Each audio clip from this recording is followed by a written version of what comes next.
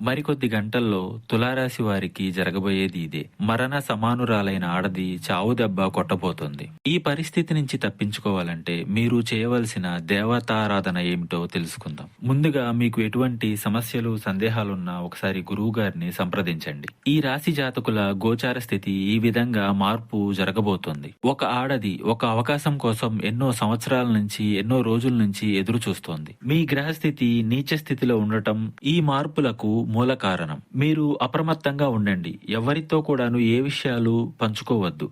అలాగే మీరు మౌనంగా ఉండండి. ఆ యొక్క స్త్రీ మీ యొక్క బంధుమిత్రుల్లో ఉండొచ్చు, మీ సన్నిహితుల్లో ఉండొచ్చు, అలాగే మీ యొక్క సహోదరుల్లో కూడా ఉండవచ్చు. వారికి ఒక అవకాశం దొరుకుతుంది. మీ మనసుని, మీ మాట విననీయకుండా మీ మీద రుద్దేస్తారు. వారి నిర్ణయాలను మీ మీద రుద్దేస్తారు. తత్ఫలితమే మీరు సమాజంలో అబాసుపాలు కావడం, ఉన్నత అవకాశాలను చేజార్చుకోవడం, ధన నష్టం, ఇంకా ఎన్నెన్నో జరుగుతాయి. మీరు ముందుగానే జాగ్రత్తగా ఉంటూ మీ ఆలోచనలను ఎవరితో పంచుకోకుండా జాగ్రత్తగా ఉండండి. వీలుంటే వెంటనే దేవాలయానికి వెళ్ళండి. పరమశివుని దర్శించుకోండి. పరమశివునికి మీ కష్టాలను విన్నవించుకోండి. తప్పక సమస్యల నుంచి బయటపడతారు. ఇంకా ఇతరత్ర ఎటువంటి సమస్యలు, సందేహాలున్నా గురువు గారిని ఒకసారి సంప్రదించండి.